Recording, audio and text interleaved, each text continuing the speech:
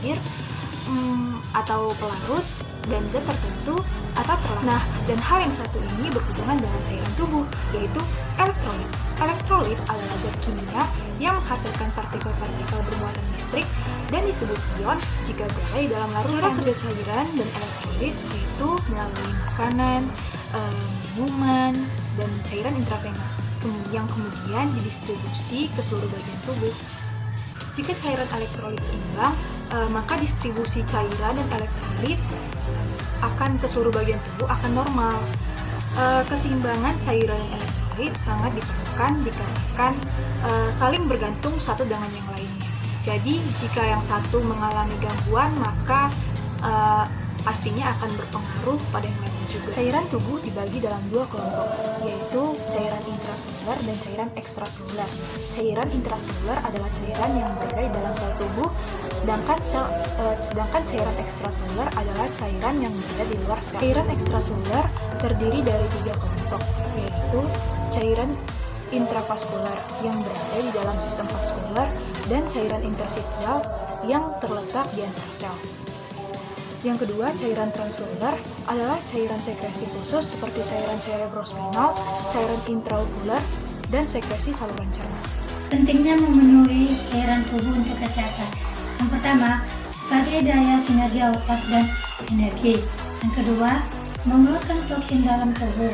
Yang ketiga, membuat kulit tampak sehat. Yang keempat, memperkuat sistem imun tubuh.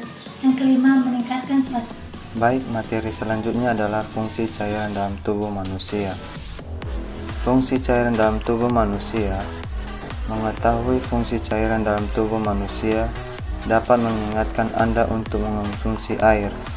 Lakukan dengan disiplin dan pilih air yang benar-benar sehat.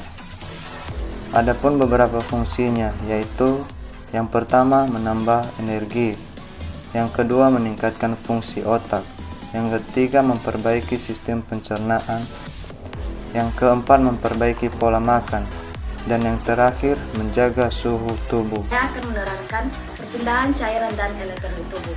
Perpindahan cairan dan elektrolit tubuh terjadi dalam tiga fase, yaitu fase yang pertama, plasma darah pindah dari seluruh tubuh ke dalam sistem sirkulasi, dan nutrisi dan oksigen diambil dari paru-paru dan traktus gastrointestinal.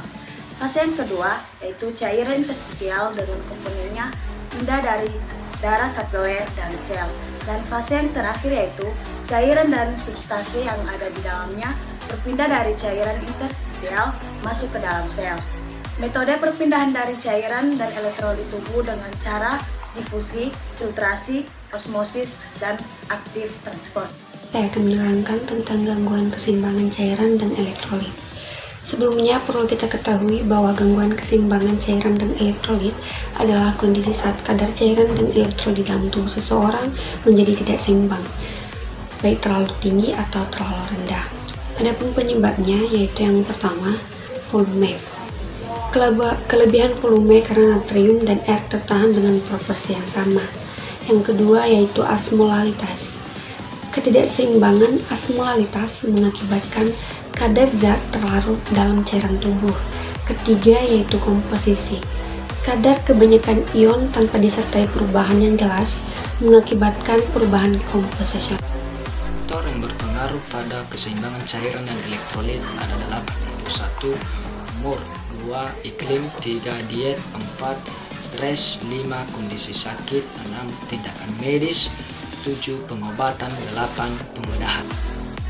Proses keperawatan ada 4. Yang pertama, pengkajian atau tahap awal dari proses keperawatan dan proses sistem pengumpulan data. Yang kedua, diagnosis, yaitu proses keperawatan yang menggambarkan penilaian klinis terhadap permasalahan kesehatan.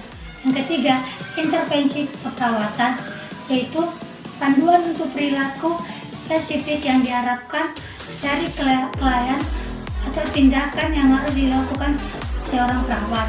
Yang keempat, evaluasi atau kriteria hasil, yaitu kegiatan yang terus-menerus yang dilakukan untuk menentukan apakah rencana